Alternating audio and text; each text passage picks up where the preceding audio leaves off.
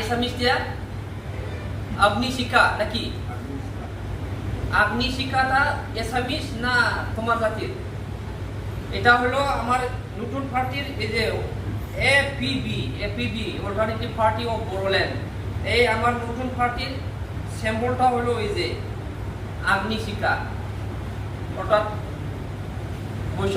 মশাল হিন্দি দিয়ে মশালও কই মনে হয় এইটা আর কি। হ্যাঁ, মানসিগুলা কনফিউশন হবো। আমার কিছু অল্প অফিসিয়াল কামটো স্ট্রাকচারটো বাকি হয়ে আছে। যেতিয়া মানে স্ট্রাকচারটো কমপ্লিট হয়ে যাব তেতিয়া মানে এডমিনিষ্ট্রেটিভ ল এণ্ড অৰ্ডাৰ হিচাপে যে ডিক্লেয়াৰ কিবা এটা হৈ যাব, তেতিয়া মানে সবাই গম পাই যাব, তেতিয়া মানে কাম কৰিবৰ কাৰণে ভাল হৈ যাব আর কি। दा गोनो गोथो जायो गोदान पार्टीनि सिम्बल खालाय माथो होननानै माखासे मानसिफ्रा कुइसनबो खालामो। गोदान पार्टीनि सिम्बलखौ आङो नोंथांमोननो देखायनो होननानै आंनाव गांथामसो दं आरोखि। आं दा गावनो निजे गाननानै नोंथांमोननि सिगाङावहाय प्रेजेन्ट जाफैबाय। जोंनि सिम्बलाव बे जागोन। दा बे मोनसे जोंहा स्ट्राकचाराव मावनांगौ आद्रा दंबावो होननानै जोंनि दैदेनगिरिफ्रा जोंनो खोन्थादों। बेनिफ्राय जायफ्रा जेबायदि दिनैनि तारिखाव बिबानफोरखौ मोनगोन बेफोरखौ माने डन्ट केयार दाखालाम आरोखि, डन्ट माइन्ड दाखालाम।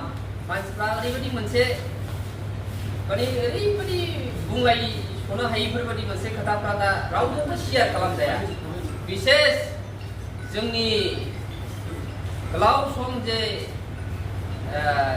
नांबोनाय जे जोंनि कमरेड्स बिथांमोनानो बेबायदि मोनसे नेगेटिभिटि खोथाफोरखौ फ्राय बुंनो थाङोबा बांसिन बिसोरनो माबा खालामो आरोखि। दा हयथ' फैबाय थानाय समाव जों बिसोरनि अल्टारनेटिभ बेबस्थाखौ लागोन, बिसोरखौ जोङो लोगो लागोन, न'खर न'खर हाबगोन, रिकुवेस्ट खालामहैगोन, बिथांमोनखौ जोङो खुलुमहैगोन, जोङो अनेस्टलि बिथांमोनखौ जोङो खावलायहैगोन जे बेबाराव सारनि जानानै जोङो खेबसेनि थाखाय जों खामानि मावनांगोन, बिथांमोना फैनांगोन, ओंखारबोनांगोन, गावबा गावनि बेस्थ'तानि थाखायबाबो। बेस्थ'आलाय सोरहा गैया, बयहाबो थायो नङा होमबा? मानसि हिसाबै न'खर दं नालाय, न'खर थाबाय नालाय, बिसि फिसा जिबन बयहाबो न'खर। दा गैयाथाय गैया जोंनि बे बिटिआर बासिनि जे थांनानै थानाय अबस्थाया बिराद गाज्रि आरोखि, बिराद गाज्रि। जेबो इनकाम गैया। दा बेफोरखौनो सेन्सिटिभ बा सोलायहोनो थाखाय जोङो जे डिसिसन सिद्धान्तफोरखौ लादों। ओंखायनो जों मावनि, सारखौ देरहाहोनि, सारनि थाखाय जों नांनानै देरहाहोनानै फैबाय थानाय समफ्राव जोङो रंजा खुसियै जोङो मिनि बाला माबा मोनसे परिबेसखौ जोङो लाबोनि। गोबां बुंनो सानाखै, थारमाने जोंनि सिगाङावहाय जेदिन 2 तारिख जे एप्रिल जे गोदान पार्टी जे घोषणा जादों, बेदिनखालि जोंनावहाय चिफ गेस्ट हिसाबै कार्बि आंलंनि सासे बिथांनि जे मा खराव दं बेखौ मिथिया, जन एन्टि खाटार होननाय सारा जोंनो मोनसे बिराद इम्पर्टेन्ट गुरुत्वपूर्ण खोथा होलांदों आरोखि। जोङो साफ्रोमबो मानसिनि अन्तराव जे पलिटिक्स होननाय गैथारा बे जिनिस नङा जाहैदों। पलिटिक्सआ दङ खिन्थु खालामा होनो आरोखि। बेखौनो बियो जोंखौ माने आदेश होलांदों कि जायहा पलिटिक्सजों जेबो लोब्बा गैया बा खालामा बे व्यक्तिया हय नङाबा इसोर हय नङाबा जानवार होनलांदों आरोखि जोंखौहाय बियो। बिराद गिदिर मोनसे आं बेखौ बिनि बे माबाखौ नायबाय थायो, इउटुबाव दा थाबाय।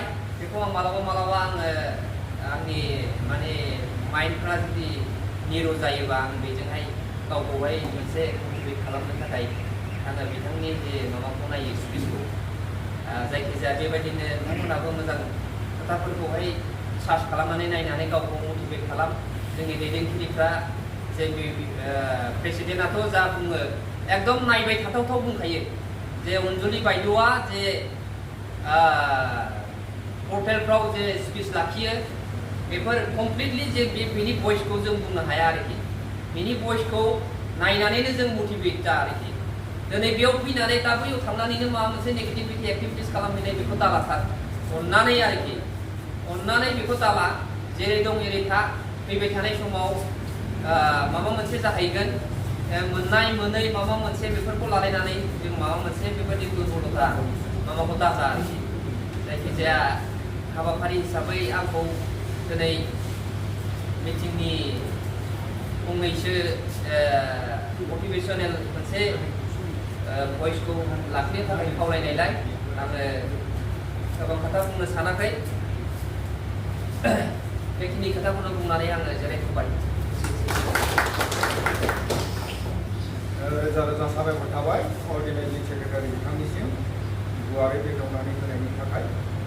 दानिया जोंहा बे दतमा ब्लक आरो गरागारि ब्लक